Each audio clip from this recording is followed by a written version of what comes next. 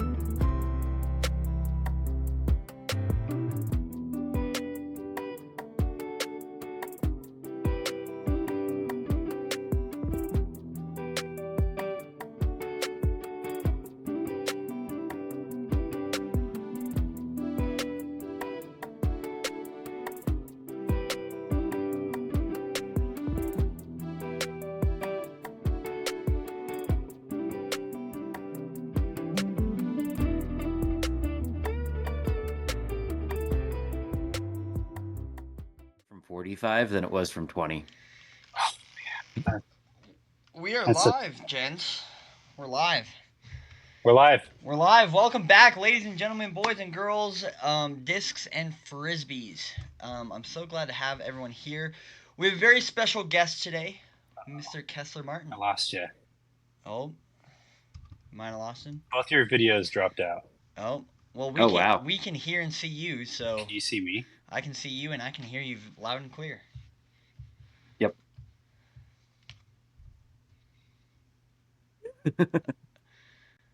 Yeah, we can hear and see you.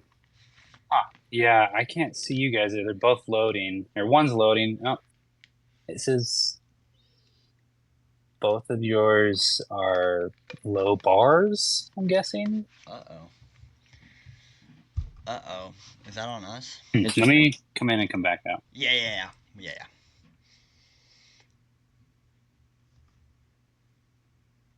Good old technology. Good old technology.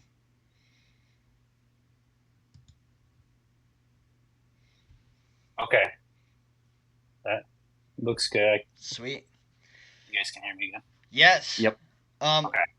Welcome back, ladies and gentlemen. Today we have a very, very special guest. We have Mr. Kesler Martin, our winner, 2024 Utah State's MPO winner. How you doing, Kesler?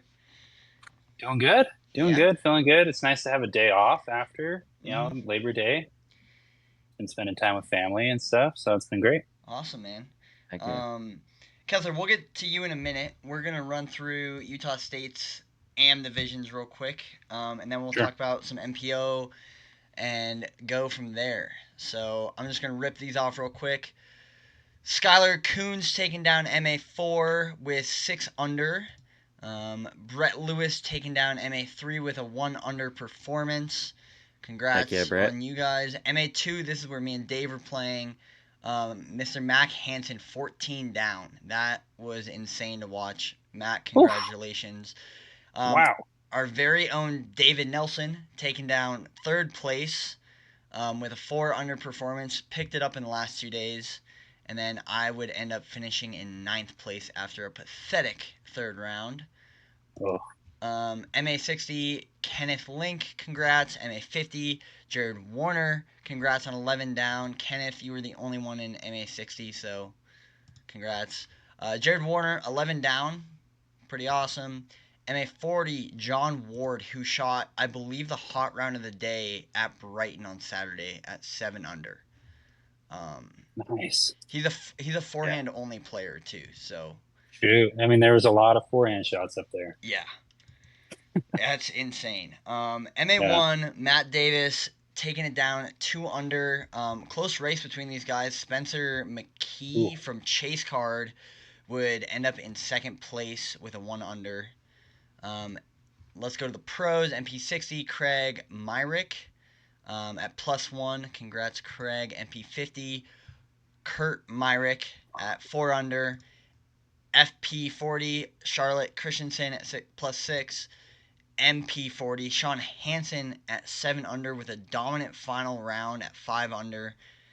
FPO, Emily Yale, and then MPO, Mr. Kesler Martin at 14 under after a playoff. Ooh. Yeah. So That was such a tight round. Yeah. I was talking to everyone afterwards, and they're just like, I don't know how you were handling the stress of having there was 6 of us right there that could have been tied for first at the end. yeah. Yep. Going into hole 17, six-way tie for first. Yeah. Did you check scores I at was all? not. Oh, yeah, I was looking at scores the whole time. Okay. Yeah, that doesn't bug me. Okay. Most of the time. know. The only time it did was actually the first round where I really wanted to make coverage. Mhm. The second round, and that ended up working out, but it still like made me miss a putt or something. Yeah. I think it was 16. Okay. Yeah, but usually looking at scores it doesn't affect me too much. Sure. Gotcha. I kind of for it. struggled with that today because I was right up there, and the guy that was actually in second was on. We were playing Creekside for the last day. Hole 16, I parked the island hole there, and he ended up missing the island. And he was like, "Dude, you make this. It's 2 stroke swing. You just took second place." And I was like, "Fuck, I haven't even been looking at scores. Like, didn't check anything." Dang. I end up dinking a 10-footer off the cage, and just like, I think I just let it get in my head at that point of like, all right, now you can't miss anything. Yeah. And yeah, that's why I usually don't check scores, is because for me it's just like I'm not at that level yet where I'm necessarily playing against other people. It's more so like me versus the course kind of thing. And I think when I start thinking about like, oh, I just need to beat this person by 1 or whatnot, like I kind of change my game up a little bit mentally. Mm-hmm. Yeah, I mean, I would say I don't like look at them the whole time. Maybe like the last 4 holes if I don't feel like I'm confidently in the lead or where I want to be. Mm-hmm. I want to be able to make sure I make the right decisions to gain the most strokes on my competitors as I can. For sure. So going into the tournament, you had won Utah State's 2 years ago, correct?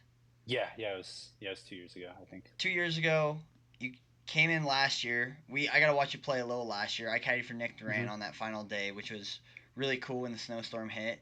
And then he actually reached out to me after really? the round. Yeah, it was really cool. That's awesome. And what were your like expectations and thoughts on going into the tournament? What were your thoughts on the new Brighton layout, the modified Creekside layout? Run me through your thoughts and stuff. Yeah, so expectations going into this tournament, I signed up pretty late. Again, with I guess we talked a little bit about this before we started, but I just have issues with my arm. Muscles in my arm just haven't been firing like they have in the past, and it's made me lose a lot of touch. I can still throw far, I can still do the normal things, but it's just this ever so slightly things being off, which leads to a lot of strokes being lost. But for sure, yeah, I've just been playing a tournament, resting for 2 or 3 weeks, playing a tournament, resting for a few weeks, seeing how it it's mostly just testing it, seeing how much it can bear and stuff. So I had been off since I think it was Portneuf Valley Open. Okay. Didn't play great up there. I shot one of the hot rounds, the final round, to make last cash. Okay. Yeah, wasn't great, but it was still nice, and I felt pretty proud of coming back at that tournament. But yeah, I skipped out on Idaho State's, which is a bummer. But my arm was not feeling it for that tournament. I think it was like the next weekend or 2 weekends after. Mm-hmm. And so I signed up. Actually, I was reached out to by Joey Kozlowski, the guy who I went into the playoff with. Mm-hmm. Good buddy of mine. We actually live pretty close. He's just down the street here. Oh, sweet. And so he reached out to me to see if I wanted to play Utah State doubles. So we got signed up for that. Mm-hmm. And I'm like, cool, that'll probably be my like last event this year. And then I'm like, it's Utah States. I gotta play Utah States. You know, no matter how my arm's feeling, I kind of told myself like, don't play a big event if you're not gonna be able to play. Because I got so frustrated after PBO, and signed up. Expectations and goals were just to stay on coverage, which I did meet. Mm-hmm. But yeah, I definitely was not expecting to win. That was pretty cool. Yeah. I'm very humbled by that experience. Yeah. Heck yeah. How did you like the whole changes up at Brighton compared to Right. last year? Yeah. So let's see. There was probably four or five new holes, I think, because there's 5 new holes. Yeah. Okay. Yep. Yeah. No, I liked everything. There are minimal things I could criticize, but the course is still undergoing a lot of progress in its design and what Chaz wants to do with it. And I I hesitate to give any like real criticism when it's not a course that is done. Yeah. So I mean there a couple of the holes that had the dog legs with Mandos and stuff, like I get why they were Mandos and stuff, and I never missed them, so I can't be angry about those. But just like having course design in the woods that makes it so you don't have to put up any OB or artificial direction, things like Mandos and stuff is what I like to see in course design. What did you think of the modified Creekside layout? I think it played harder for all divisions than most people thought. Yeah, I came out Monday to practice Brighton because there was a lot more changes there than I had thought there were going to be, and I didn't actually get out to Creekside to have a practice round, and I figured since I was playing 2 rounds at Brighton that I would go there instead of Creekside because it's quite a drive for me to come down there. Yeah. And so I didn't get a practice round in, and I really liked a lot of the changes at Creekside. I hadn't even seen any of the new infrastructure stuff that had been changed too, so it's looking really sweet down there. I'm very, very proud of the team down there and the stuff that they've been able to accomplish. Because that's where my dad grew up playing. He's the guy that taught me how to play, and yeah, it's a place that I love. I don't always love competing there because a lot of times it's a little jank in certain spots. But no, this year, other than the obvious hole 8, and I'm not a big fan of island holes that also make you hit a hard tunnel shot as well. Yeah. But other than stuff like that, the Utah Island was cool. I like the Utah State Island was cool. Yeah. But yeah, a lot of the new changes, some of those newer holes were really cool. Very difficult and challenging for every division. So yeah, I really liked it. Yeah, I would say Creekside's our local course. We're there 3 times a week usually. Right. Yeah.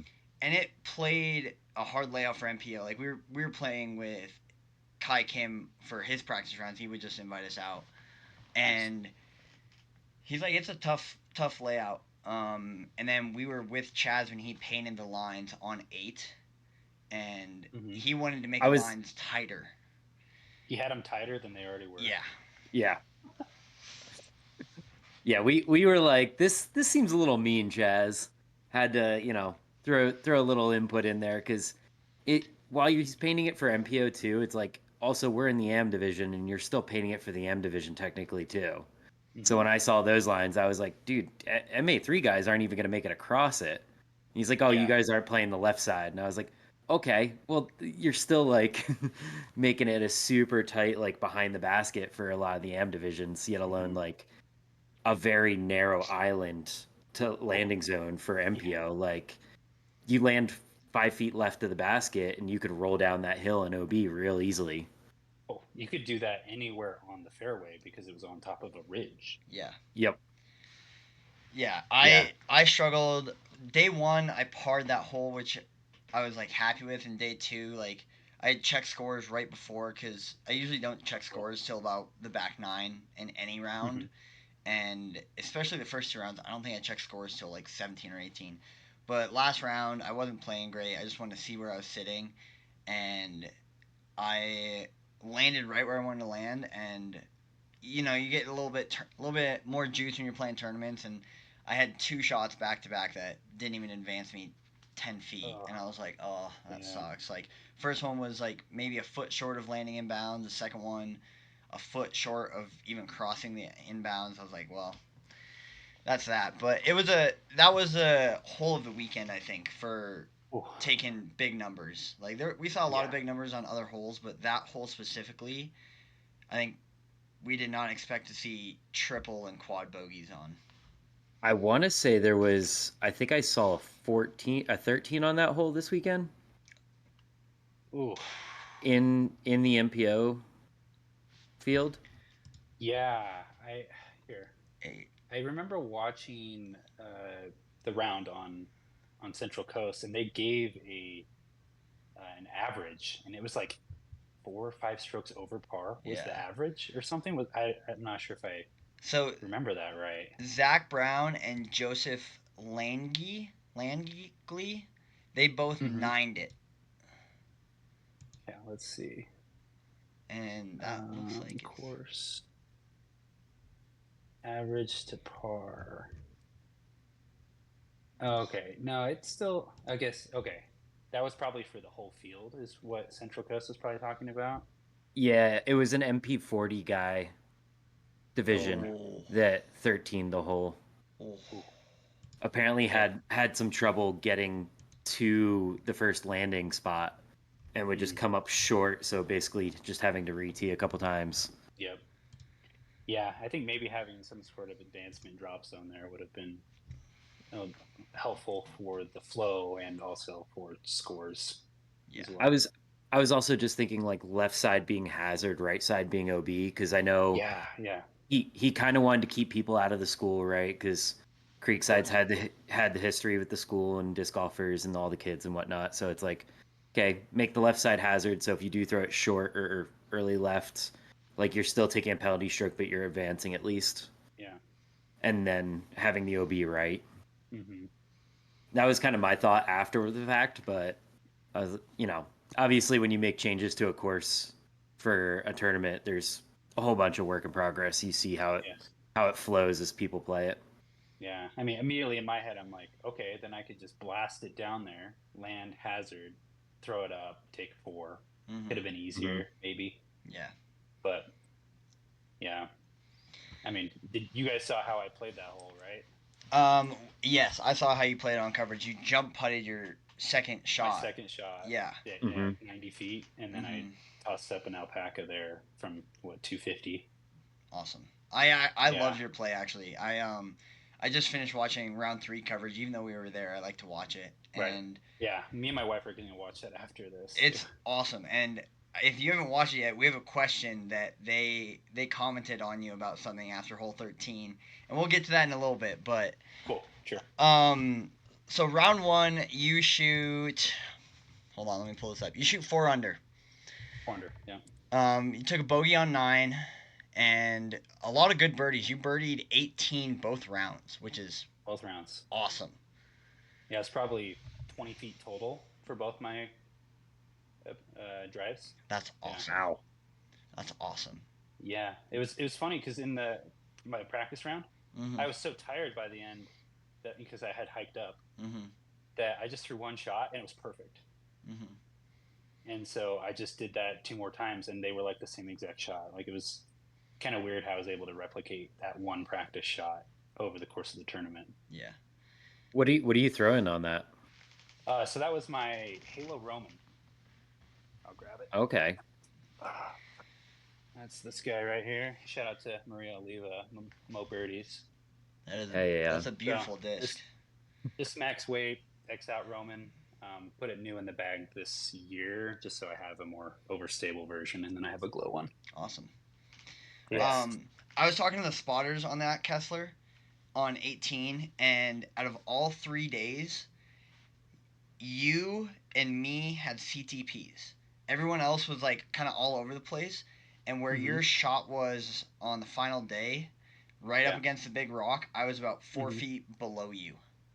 Oh, nice. And so, big shot. I can never remember his name, but the spotter that was spotting on 18 was like, I have seen 3 shots on this all weekend that were actually like good. All the others were just like around the place, but no one had parked it except me and your 2 shots. So that was pretty cool to hear from the spotters. Sounds accurate because the guys that I played with on my cards weren't ever close either. So yeah. Round 2 for you. You had a better round at Creekside, 3 under. You took the bogey on 7, which... Yeah, bogey on 7. That was I hit early. And then almost got up and down, missed the putt. I was not making anything past 30 feet. And usually I'm like 5 out of 10 on putts like that. I was just not feeling it for some reason this weekend. 7, that longer position in 7 is really tricky. Yeah, it is. It's either a birdie for sure. For sure, yeah. I've noticed it's either leave a stable mid or a stable putter up high and hope to get lucky through the trees, or play something faster down low and hope you get that big flare skip. But they're both. It's a kind of gimmicky hole, in my opinion. For sure. Especially where that Mando is. I think if you could technically hit that tight V gap through the trees there, that's kind of like the straight line over everything. Yeah. But that's so just like, did I make Mando? Did I not? Yeah. I think that was the idea, was like to keep people away from that. But then it forces you to basically have like a 40-foot putt at best. Yeah. Which isn't bad. As long as you can get a 40-foot putt. Like, I don't see that as bad or too janky. It just makes it a difficult hole, which I'm always fine with difficult holes. Yeah. And then your second bogey of the round was on hole 10. That's a tricky one. Hole 10, that was that downhill. Yep. Shot. Deep left. Yeah. Honestly, I feel like that hole's pretty easy, especially where they moved the pin from, because usually it's been in the past just dead straight, which feels a little more difficult to keep your disc straight instead of fading out at the end. And so if you throw that fading out shot, you were parked on the new pin for this year. And I just pre-released it and then couldn't make a 20-footer for some reason. So it's just a putting well. Yeah. Worst putt of the tournament probably on that hole. Yeah, I watched that and I was like, ooh. Yeah, you could see it on my face. I was like, oh boy. Yeah. We played that hole short, and I had about 30 feet to putt both days, like 15 feet each day. Missed the putt both days for some reason on that hole. Yeah. Dang. It's the easy holes that get in your head. You're like, oh, I can birdie this, and you end up, 3 putting or 2 putting, and you're like par or bogey, and you're like, oh. It's like once you get through that pretty generous gap, I think this naturally goes over there. So I just hit early on a tree, and I threw a great approach. It actually just skipped right by the basket where everyone had walked. And it was with my pig, which is usually, sits down pretty good, but it skipped quite a bit. And that's not what I wanted. Yeah. Well, you made it to lead card final day. Yeah. Which parked the Utah Island just perfectly. Really? I was under the basket. Okay. Heck yeah. I know a lot of people struggled on that hole, especially in the AM divisions, but the pro division, it looked like for the most part it didn't play too hard. Yeah, I didn't practice it, like I said, and I would have really liked to throw forehand because it's a lot easier to keep something low off the tee there with a forehand. But I throw pretty low in general, so I just don't have the distance to throw something that far with my forehand accurately. I could, throw something, but I want to be consistent. So I ended up throwing an Exodus there as a metal flake glow Exodus. Nice. It's been pretty beat. It's very straight. Just threw it out right, and it faded right to it. So perfect. Love that. I love an Exodus too. I have one in my bag. They're great discs. Oh, such a good disc. Yeah, so good feeling in the hand too. Mm-hmm. Like that makes a lot of my disc choices too. Is just how they feel. Nice. We love that. So round 3, taking the chairlift up. Central Coast is behind you. You're on coverage. Does the camera, like being filmed on camera, ever affect your disc golf game? I'd probably say only when I'm 25 feet out for a par. Okay. You know, like, oh, I don't want to see people see me miss a putt. You know, Mhm. everyone, even and I included, have very high expectations for how well I putt. That's probably the best thing about my game for sure. I'm also just very consistent Mm-hmm.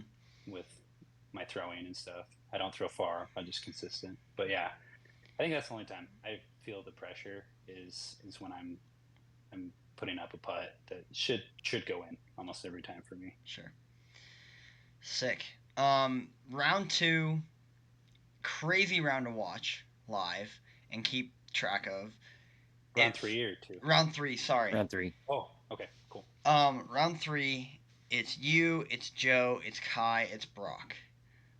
We're good friends with Kai. We've seen Joe play, we've seen you play, we've seen Brock play, and it's like you guys are in an MMA ring, all 4 of you, and you're just punching each other back and forth and no one's blocking because it was so just everyone would birdie, everyone would par, or there'd be a two swing strokes on one hole.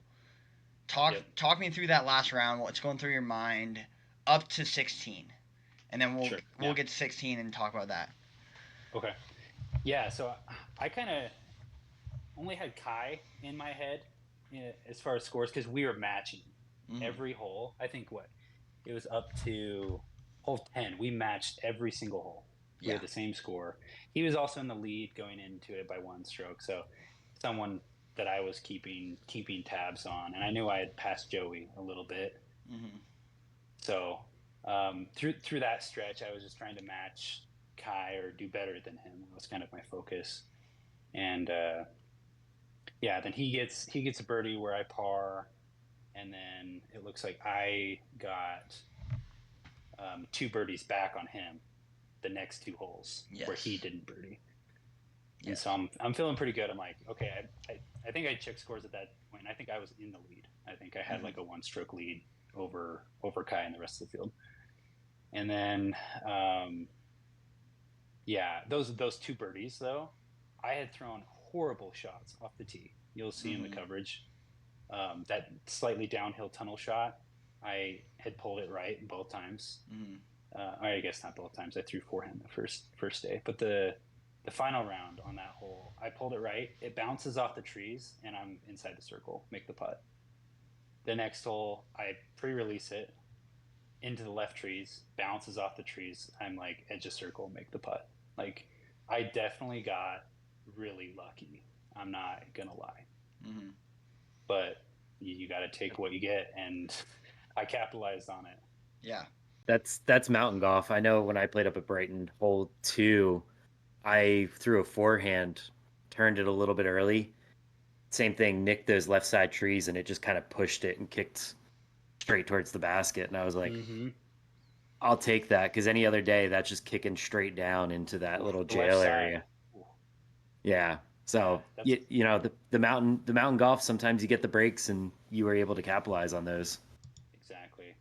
Yeah. So I wasn't feeling like confident because I guess I did say I was feeling confident. I actually wasn't. I was, now that I think about it, I was just kind of getting lucky. I'm like, okay, these are going in. This is great, but my throw was not feeling good. I think I had finally reached my point of feeling comfortable with my arm, and I was starting to pre-release or hold on to things, and then that gets really hard to be confident in what you're throwing.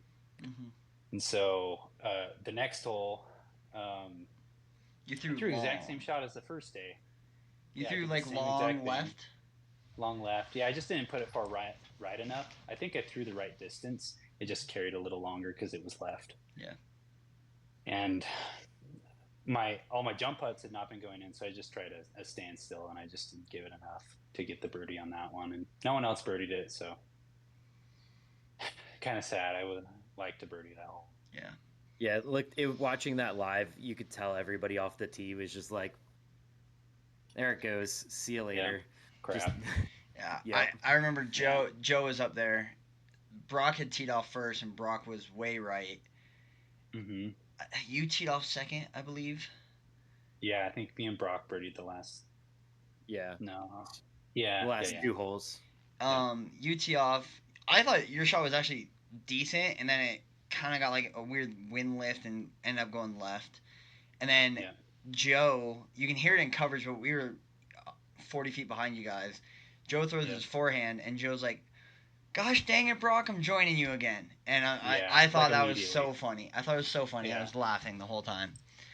So, and then when I saw Kai pull out the disc he pulled out to throw on that, I almost walked over to him before he like threw it and was like, "That's the stupidest thing you're doing," because that's his like flippy driver, and I understand why you wanted to go forehand, but I'm like, why are you using your flippy Wraith instead of your stable Wraith? And I talked to his girlfriend after. I was like, you got to go tell him to not do that again. But it was, you guys all part it. You go into 14. Talk me through 14.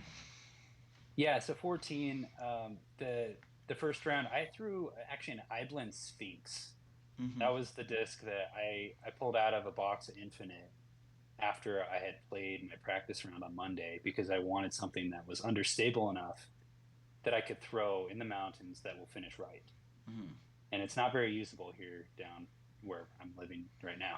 Mm-hmm. But it's very useful up there. And I threw it 3 or 4 times, and it never let me down on what I was wanting it to do. And so I threw that the first day. It worked out pretty good. I was trying to be aggressive with that and have it keep turning all the way down there, but it's too fast of a disc to make that turn that's needed for that hole. Yeah. I need to throw something like a Kansu or something really understable mid. Yeah. And I thought about bringing that disc up to throw it on that hole, but then I'm like, you know what? I'll just play this for par. I don't think I need to get too aggressive. No one else is birdieing this. Mm-hmm. And so I just threw my Anubis off the top there and pre-released it. So it went way more left than I was hoping, and I kept it too high. And went way up into the trees left. And it actually left me a pretty good approach. Just had to hit a little gap and pre-release that shot too. Just the feel was not there for me at that point. And clipped a tree, jump putted up, and had to do a little dance around the mozzarella sticks to get the par, or the bogey. Yeah. So that didn't feel great. That was kind of like the moment where I'm like, I don't think I'm going to win. Yeah. Like I had that go through my head. And I just kind of talked to my wife a few hours ago. I'm like, there was a moment where I didn't think I was going to win, and then I won. So it's like, it's still possible when like you have those feelings in your head to still push through and win. It is possible. Yeah. Especially when it's still that tight. Like, I don't think I gave myself enough credit in the moment. Yeah. So you bogey 14, 15, which could be a 2-stroke swing hole. It could be a 3-stroke swing hole if something goes awry. Just that it's a tight island up there. There's not a lot of... There's a great entry gap, but if you don't hit that gap, like, you got to get lucky. Like, I think you, Joe, and Kai all got pretty lucky by hitting that tree and sitting. Yeah, 100%. I saw someone on my card hit that tree and actually rolled back into OB. So they went to the drop zone. So what are your thoughts going into 15? Yeah, so I'm still having troubles with my release point at this point. And I'm like, okay, I'm going to hold on to this finally and not pre-release like my last 2 shots in the last hole. And so I do. And I go a little more right than I want to. So, held on to it like I decided to. And kind of went right where I was entering that tree the first round. I'm like, oh, nice. I get to do that crazy trick shot putt again. But it had hit and rolled left, which gave me an open putt. I'm like, okay, Cool. That's actually better. And so I get up there, and I think this was probably my best putt of the whole round, minus that long one on the first round through the trees on that par 4. I just felt good. I knew it was in right as I released it. I picked up my mini before it even went in. I didn't even watch it. I love doing that. That's when I know like I'm feeling good with my putt. Yeah. And Ian made a comment on coverage about that. did it? Yeah, I bet he. Yeah. Yeah, little Michael Johansson. Mm-hmm. Yeah, reference there. Yeah, exactly. So, yeah, that was probably the best feeling putt I had all tournament, where I just felt like I had control over what I was doing and just knew it was going to be in right as it left my hand. So Awesome. I think that changed my confidence levels going from that bogey to the birdie, and saving that birdie after not a great drive. Yeah. 15, not 15, sorry. 16 is a pretty standard birdie. I think most of the field should be birdieing that, right? Yeah, you only need to throw about 30 feet. Yeah. Yeah. In distance to get there. Yeah. In my You round, just have to avoid the tree. Yeah, Yeah. avoid the tree. In my round, I actually, do you know what a Loki is? Yes. Yeah. Viking discs. Yep. So I have a Loki. It's like my go-to scramble disc. I threw that on a forehand, and my caddy was spotting for us, just on the side of the hill, and he said if it didn't anti-skip and it flared skip, it was going straight in the basket, and it anti-skipped to like 60 away, and I was like, oh, that sucks. Yeah, I feel like that's the most common skip was the anti-skip. I don't know what it is. Is it the speed of the disc like crashing on that angle after coming so far down, or? Yeah, I think since the force is going in that direction, that's kind of where it skips. Sure. Where if you get a skip that goes, wildly to the left or right, is because it has like the elevation that's a little closer to the ground, and it allows it to like go with its natural fade or whatever if you're going left or right. Yeah, because I think we saw Joey got a big anti-skip towards the basket on that because he was a little short and it just popped right towards the basket. Yeah, I think mine did a little bit too. I think I held it out a little wider than I would have wanted, but it ended up being close enough where the putt wasn't too nerve-wracking. Yeah. So. And then 17. Were you? Yeah. Was everybody checking scores at 17? Because I think that's when Chase Card had caught up essentially. Right. You had right, Dylan and Jake were able to be on 18, tied for the lead essentially with everybody on lead card. Exactly. Yeah, I had looked and I'm like, shoot. I know Joey hadn't looked at scores at all throughout the whole round until T-pad of 18. That's what he told me. Okay. The other guys, I have no idea. Kai was probably looking, I guess. Kai was looking after his drive. I think Brock likes to look at scores too, so I wouldn't doubt that he was knowing what position we were all in at that point. Were you, in your head, were you thinking, like, I have to birdie this hole going into 17? I really wanted to. My of course, the goal is to birdie out, right? That's what you probably do, right? And so, obviously that was what I wanted to do, and I got really close. I was way better off the second round than it was the first round. But I did consciously change where I wanted to land my drive. I ended up landing a little more left than I did the first day, and that was so I could throw a more of a stock hyzer with like a Firebird into the green instead of something that's gonna maybe float away down the hill. Kind of got me the first round, and I was long left, so I didn't want to do that again. So I came in spiking with a Firebird, and I was like, I think that was good. And everyone up there, because like Joey and Kai had thrown, they throw a little further than I do, and they're like, yeah, probably okay. I'm like, I feel like it was pretty good, and I ended up being second closest to Joe. Like Joey's closer than me, but I had a reasonable putt. I think I was edge of circle, a little downhill, and yeah, I step up. Kai had just missed his putt, so I'm like, okay, that's I'm not wishing anything bad for my competitors, but it's nice when you don't Yeah. have to make the putt to stay up with them. Yeah. And so I'm like, okay, Joe's probably gonna make this one. He's due. He's missed a few easy ones coming into this. It's uphill, short enough. He'll make it. And so it got in my head a little bit.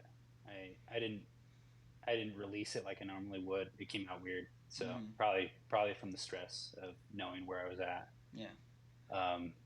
But for some reason I had just this confidence that I was going to birdie 18. I'm like, that's in the bag. I've done it every time I've tried it, so shouldn't be an issue. Yeah. But yeah, just got in my head a little bit there for sure with the nerves, knowing where everyone was at. For sure. I know you'll watch coverage later. I'm not gonna spoil a whole lot for you, but Brock's approach on 17 was inch perfect, and it rolled about 40 feet away. Oh shoot! Yeah, because everyone was like cheering for that shot, and then he was so far away. His thumber landed 6 inches, like almost eagled it, and then rolled 40 away down the hill. And when I saw Kai miss, I was like, this either goes in or it misses just like Kai did, and Joe goes into 18 with a 1-stroke lead. Like, that's just what was going through my mind. I'm like, Kesler has to make this if he wants to. Yeah. And I saw you miss it, and you could feel the stress, like, being there live, like, right behind you guys, feeling the stress of the whole, like, Kai's stressed out. You know, Brock, it's hard to tell if Brock's stressed out or not, ever, but you could tell he was a little stressed. Joe was stressed going up to that putt on 17 after seeing everyone miss. Comes down to 18, you put it 4 feet from the basket. You and Joe push a playoff onto a hole that they don't. It's not on the normal course. We don't play. Yeah, we don't play for this tournament.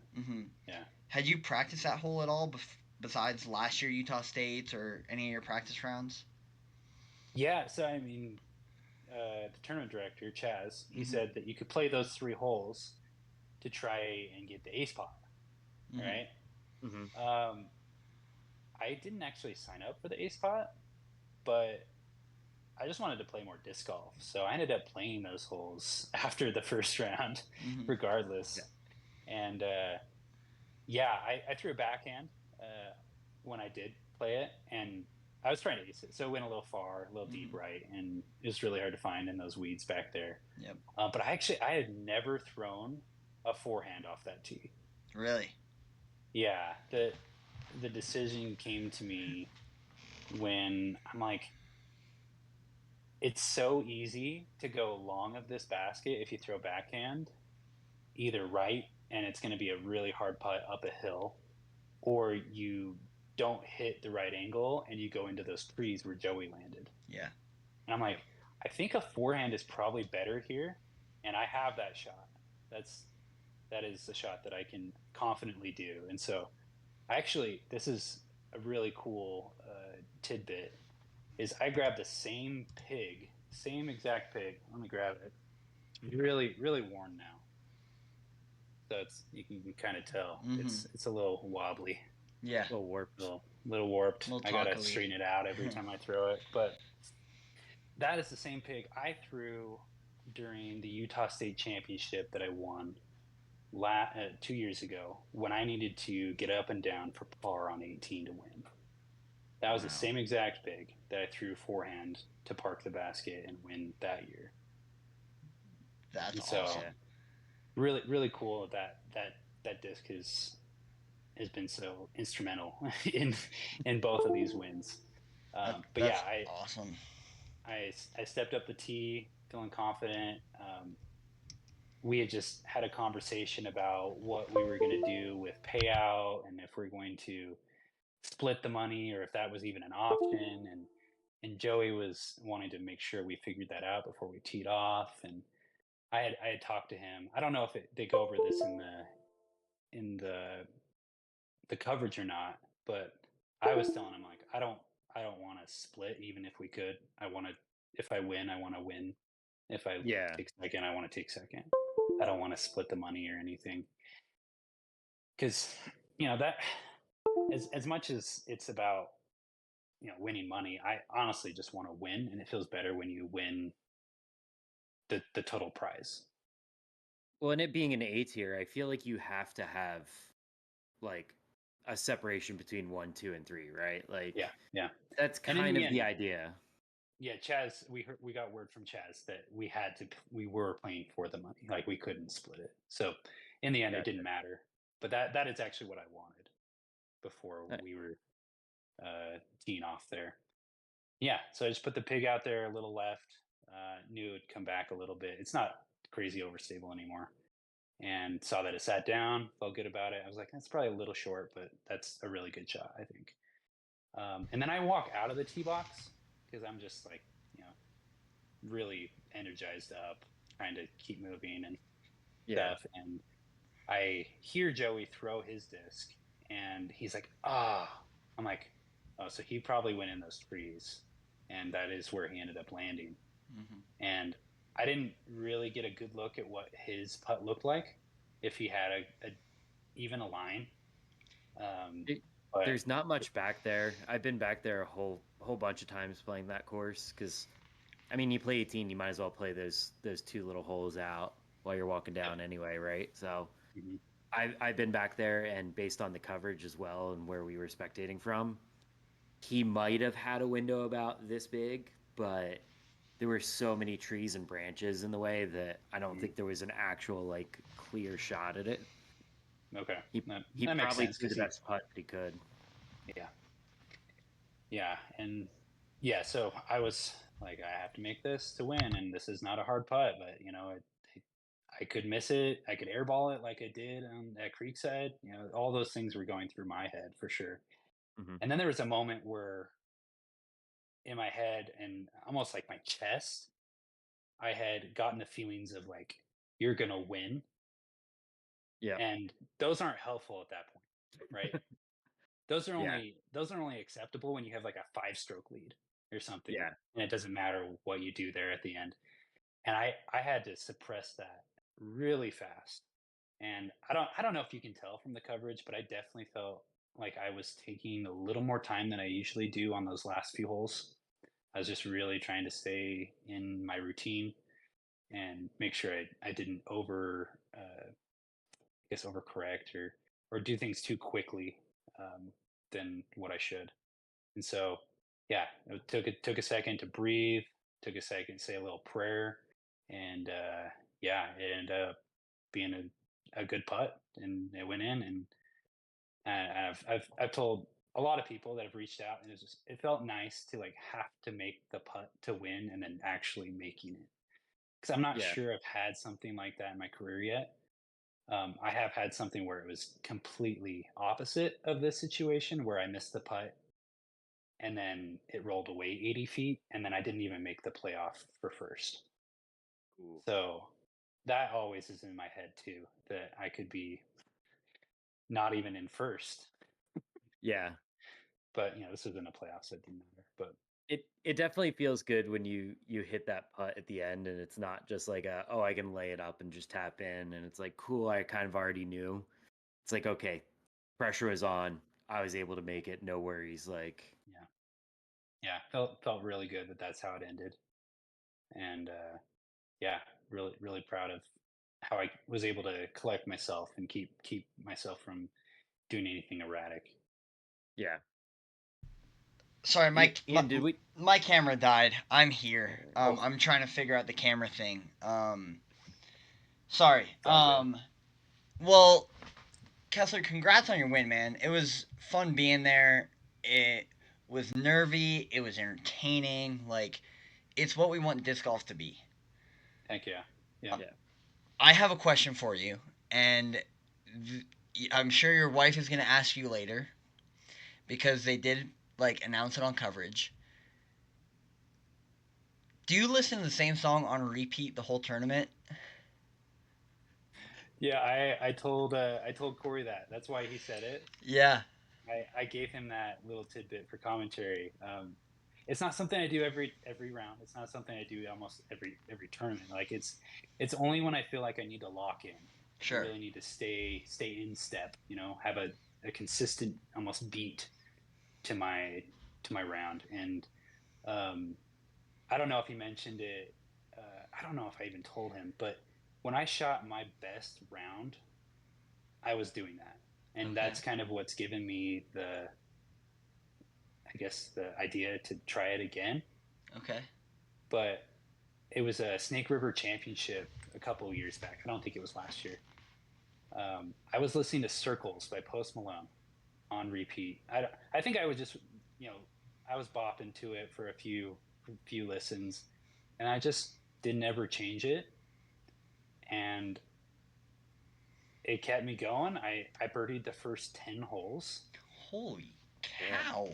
And ended up, I think, shooting 14 down on that course. And it was 1090 rated. Highest rated round I've ever had. Probably higher than a lot of touring pros that have, ever had a round. That's insane. Like, first off, like, props on you for being able to listen to the whole the song over and over. Like, I would have to have a playlist going, like, with the same vibe. Mm-hmm. I could only do maybe Africa by Toto, and I probably should have done that Sunday when I was playing bad. But, good for you for, like, being able to do that. And, dude, 1090, that's insane. Yeah, it's no joke. You can go look it up.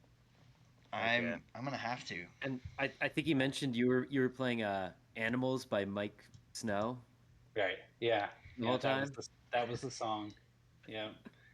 Yeah, it was just something that I'd recently saved on my phone, and I had started listening to it, that album, on the way down and stuff. I'd heard the song before, but I didn't listen to the album, so I want to give the whole album a shot. I like to listen to albums in their entirety, not just singles and stuff. And yeah, I'm like, okay, I think this is the one. And then I just had that in my ear the whole time. So right. that is truth. That is awesome. I've only done that on I like the road bike, so when I do long rides, I'll sometimes throw an album on if I've listened to somebody and they came out with a new album or something like that, and it's all right, let me listen to the whole thing, and I could just do that on a long bike ride. I never thought about doing that during a tournament though. Yeah. It sounds weird for sure. And I'm sure people are gonna think I'm crazy, or I don't know, but it almost makes it feel like it's almost like background noise to keep my mind from straying. Almost. It's not something I've practiced a ton. I don't know how well it helps me, but honestly, it does help me. And I think it's probably been 3 or 4 rounds I've done it before, where I really needed to lock in, and I did it, and it really helped. So if you can manage listening to the same song over and over again, give it a shot. See how it goes. I might have to try that next time I'm playing really bad. Yeah. Definitely listen to a song that you don't care to dislike later. Sure. By over listening to it. I have a few friends that have that ADHD, where it's it becomes their favorite song and that's all they play all the time. Yeah. And eventually after Oh, I lost him. Yep. Yeah, I think that factors into me too. I think I have a little bit of the ADHD tendencies too. It's I'll definitely obsess about things. I mean, lately, right now, I've been obsessed in playing Magic the Gathering. I don't know if you guys play that, but Ian does. I used to a lot. I haven't pulled my Magic cards out in probably a year, but I've been trying to convince friends to come play with me. I babysit for these 2 boys, and one of them sounds like he might be interested, so I might have to bring a deck or 2 over next time I go over. So, are you a commander, or what style of Magic? When I got back into it, it was the end of last year. It's when the Ixalan block came out again, and I really liked that block. So I went to a pre-release and played the tournament there at the game shop and stuff. And sweet. Those are always really fun. Sweet. And then I just learned about Commander at that point. Got really into Commander for sure. I have a play group. We play every week, so That's awesome. that really helps keep us, using the cards that we buy. Sweet. And and then most recently, since the new rotation in Standard, I have built a 60 card deck to play just 1v1 standard rotation. Standard, what's it called? I can't remember.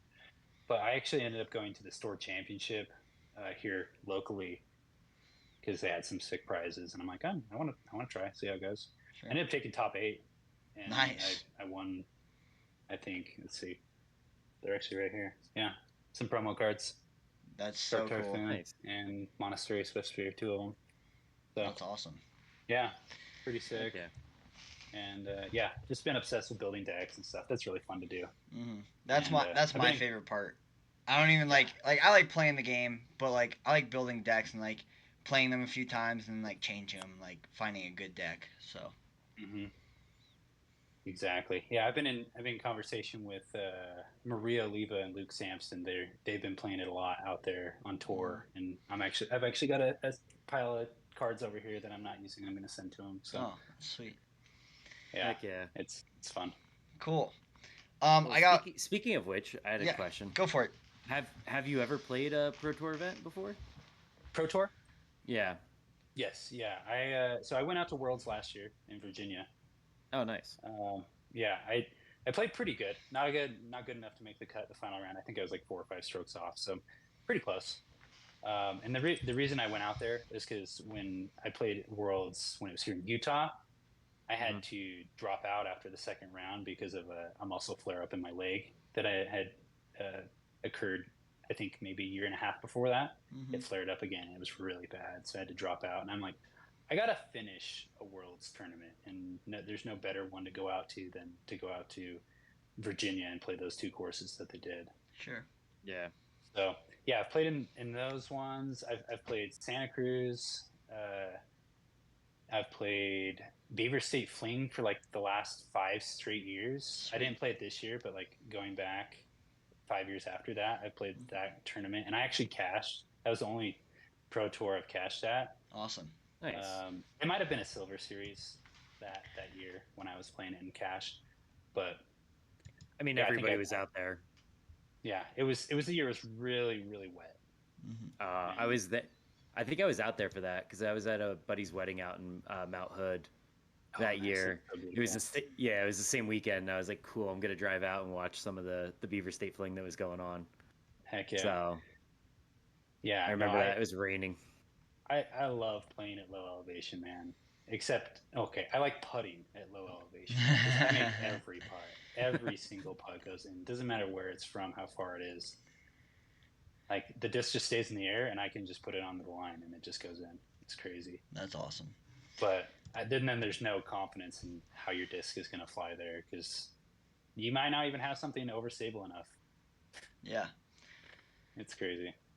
But yeah, I've played a good amount. I think I've played my fair share, and I think I'll just continue focusing on the local scene. I think my goal as a local pro is to be the best local pro. That's kind of been my kind of dedication, like why I dedicate myself to the sport still. Sure. I have a few more questions for you, Kesler. And this next one we can talk a little longer about, and then we're going to do 5 questions in 50 seconds. So you'll have 10 seconds to answer each of them. Okay. Sound good? Yep. My big question for you is, you're an Innova sponsored player, correct? Yeah.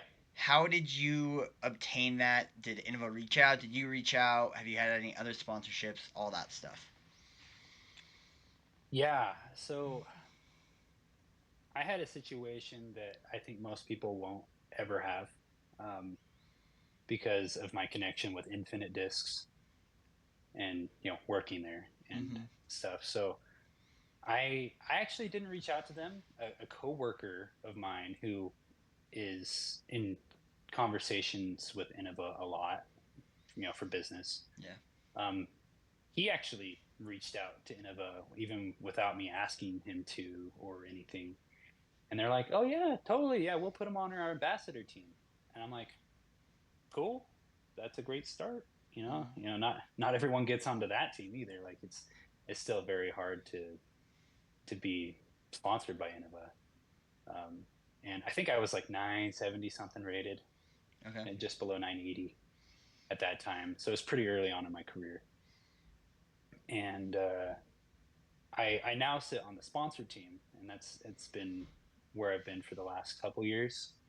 And they reached out to me, I think a couple years ago, and said, you are playing at the level of a sponsored player now instead of just being on the ambassador team. And there weren't any really qualifications that I needed to meet other than growing the sport, pretty basic stuff, playing tournaments and stuff, doing whatever it is that helps Innova's name be out there and grow and stuff. Yep. So yeah, they reached out to me at the end of the year, or the end of the cycle of the contract, and said, we would like you to be on the sponsor team, which is another tier up. And so as much as I had the connections with Infinite Disc and stuff, I did have the ability to grow and become, I guess, worthy for that sponsorship further on in my career. And I feel really proud about that they noticed me after I'd had a good year and wanted to increase my sponsorship level. Nice. So you specifically just throwing Innova and Infinite at this point, which is kind of Infinite mold or Innova molds. Right, yeah. So I could throw anything that has Innova's embossing on the bottom. So Okay. anything that they make, yeah. It's like old Discmania even. I can throw old Discmania for sure, and I used to. I used to throw the FD a lot. That was like my main fairway driver, and they just became really hard to find, hard to replace, hard to have the exact color and stamp combination. Working in the stamping department, I like having it exactly how I want it, and I don't like having to pay $30 plus for a disc. I'm paying like wholesale for most of my discs, so putting that much up for an old FD or something, it was something I'm like, I'm just gonna find a different disc. And so I ended up going in a different direction with that one, where I just throw the Centurion when I need something that flips a little bit, and the Exodus when I need it to stay straight and maybe fade a little bit. Because I would have two FDs, one that did one and one did the other. Yeah. So Great. I like the change. It's been fine. I haven't seen a whole lot of I guess a deficit from throwing the different molds. But other than that, did I throw any other Discmania? Not really. Nice. Gotcha. Yeah. I was just always curious because I know like certain manufacturers manufacture for other brands, so that's why I'm always just curious. A lot of time. Yeah, I think Infinite is one of the closest ties to Innova now that Discmania left. Millennium definitely does too, because they're almost like a in-house different business. I don't know for sure, but they're a little closer related than we are. But then it's I think it's Infinite after that. So yeah, it'd be strange if I wasn't able to throw Infinite. Yeah. Yeah, but that would be weird. Okay, I think I have 5 questions. I might only have 4, and I might just have to think of one on the stretch. I'm gonna ask you a question, Kessler. I'll give you 10 seconds to think about it, and we'll just do. They're either one word or one sentence answers. Sound good? Okay. If you could describe the Utah disc golf scene in one sentence, what would that sentence be? That's a good question. I'd say it's got a lot of good competition, but also a lot of just really good people that want the best for the scene. Awesome. I love that answer, actually. That's a great answer. Your favorite memory in disc golf? Oh, it's definitely my first A tier at the last Utah State Championship, because that was at the fort where Worlds had just been played, and I beat Dallin Blanchard. Okay. Yeah. What is the biggest tip that you have received or given that has changed your disc golf game or someone else's disc golf game?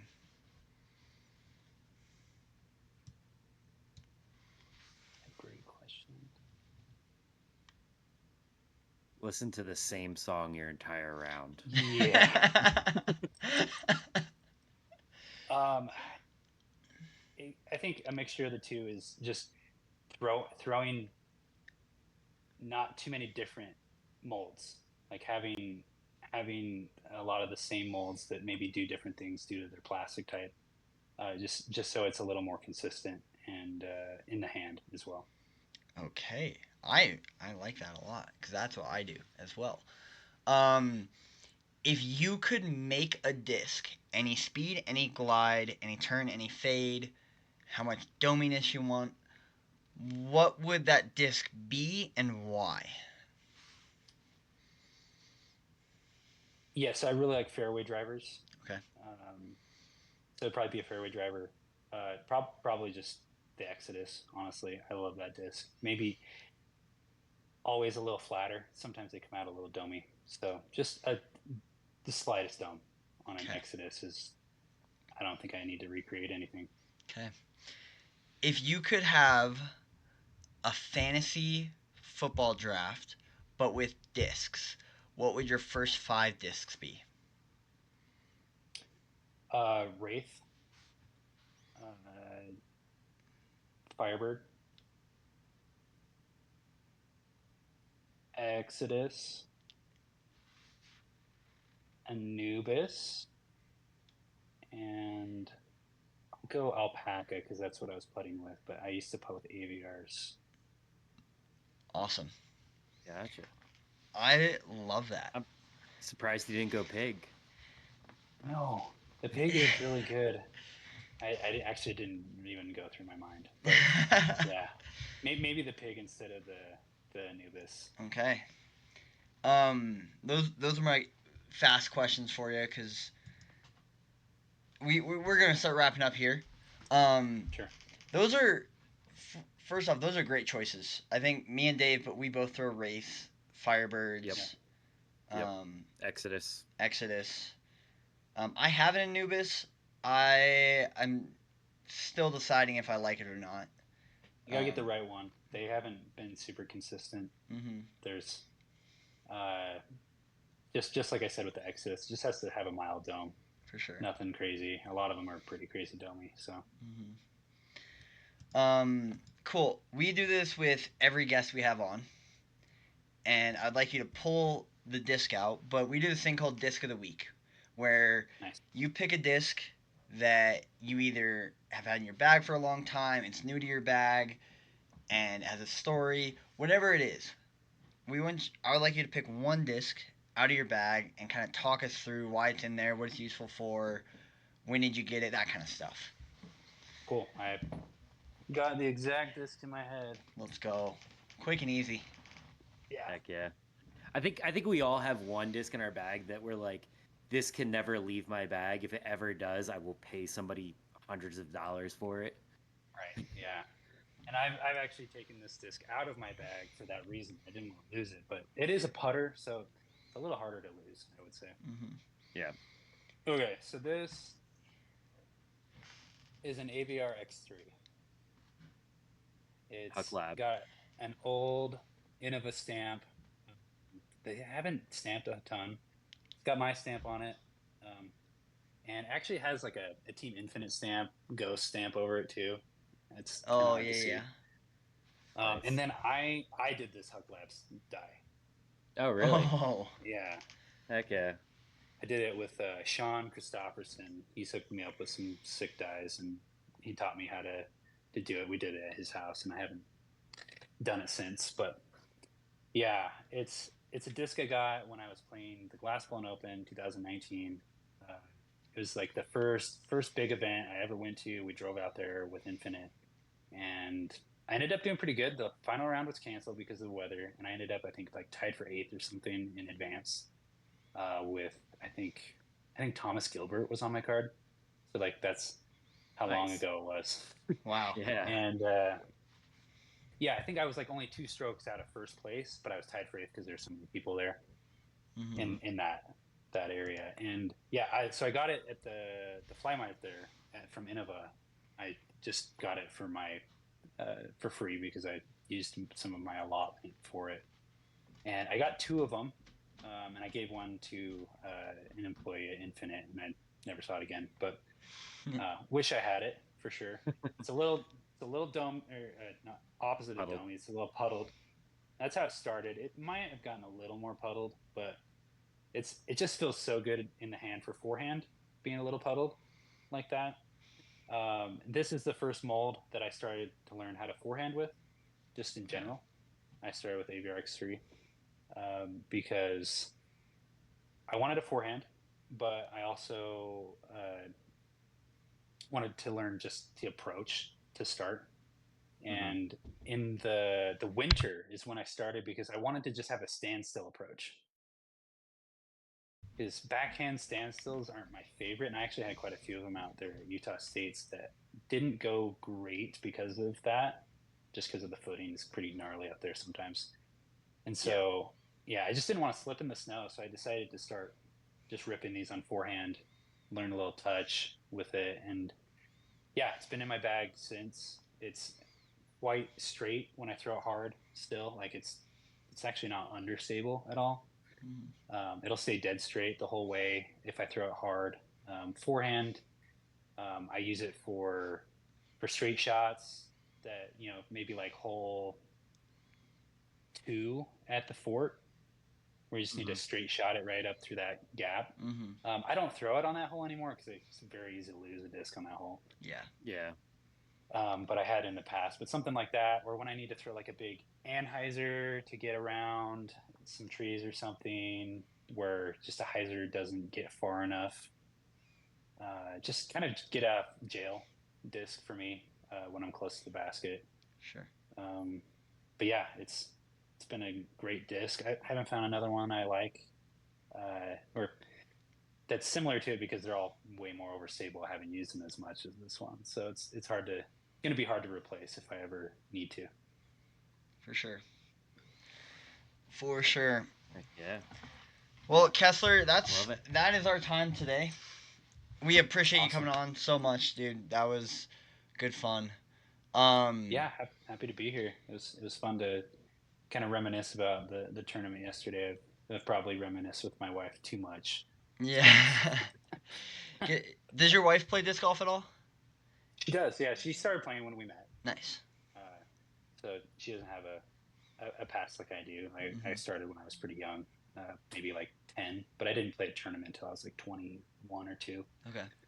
But yeah, so she's throwing about 230 to 250 now off the tee. So she's been making a lot of progress with her distance and stuff, which has been cool. She throws star leopards, 150-gram star leopards, Nice. a lot of the times Heck yeah. for her distance. And yeah, she's got a really good touch around the greens. So very, very similar to me, where doesn't have a ton of distance, but is pretty consistent when it gets closer to the basket. So yeah, she's awesome. Awesome. Heck yeah. Sweet. Dave, you wanna do the thing?